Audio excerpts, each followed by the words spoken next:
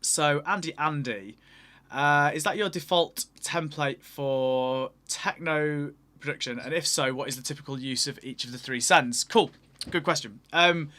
So it is my default. It's my default template for everything, to be honest, other than podcasts or DJ mixes and things like that. But for any track production, this is my template because I try not to have too much in a template. I know that's something that different people prefer different ways.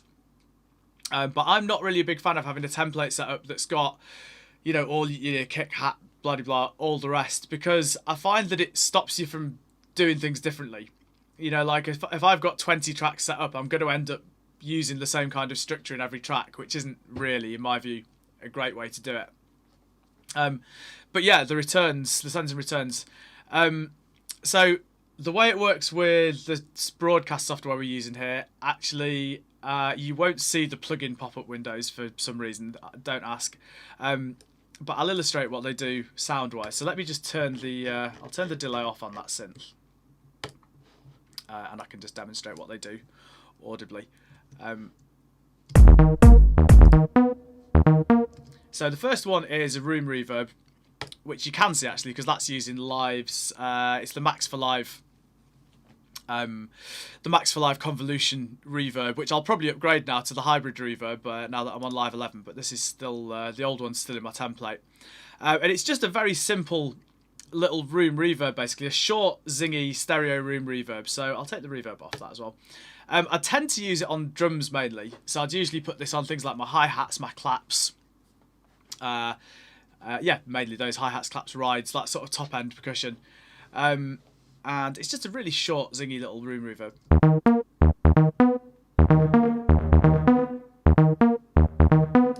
Quite a long pre-delay on it.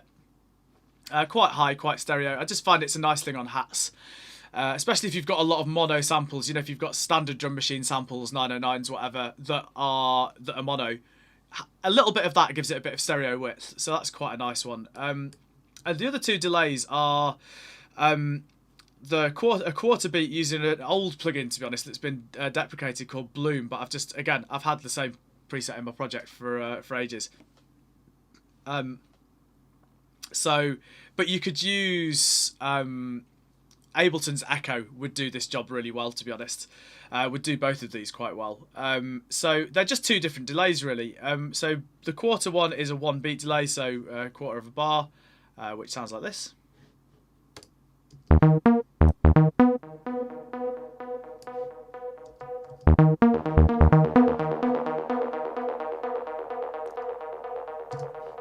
So pretty simple, it's just a stereo delay with a little bit of reverb on it as well, which was off the same plugin, but again you could do it by chaining a delay into a reverb. And then the Space Echo is actually using the UAD Space Echo Roland plugin with a compressor on top of it just to catch any loud peaks, because sometimes if you've got the feedback high on this you get some quite wild feedback like loops. I use it for a similar job really, kind of mainly just spinning off things, so if you've got a synth that finishes or a vocal or something like that, putting a nice 3/4 beat or 1 beat delay on it is just a nice way to make it bridge into the next section. So I mean this does much the same really, but it's mono and it's a bit more tapey, a little bit more saturated, and it's a different delay time.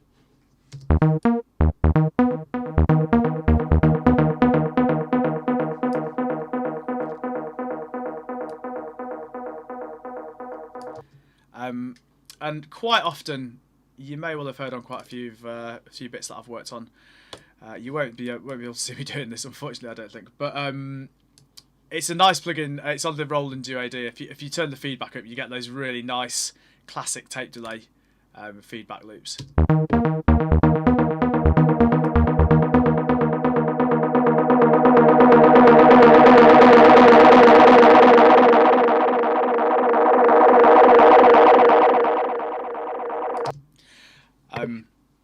So yeah, I was just riding the intensity knob, which is basically the feedback there, to just get those things. They can be really nice, just a way of adding a little bit of texture as well, at the top of a build-up or something like that. Quite often do it. And you can make quite nice soundscapes from them as well. I'll quite often spin a sound into that and resample it onto a new audio track.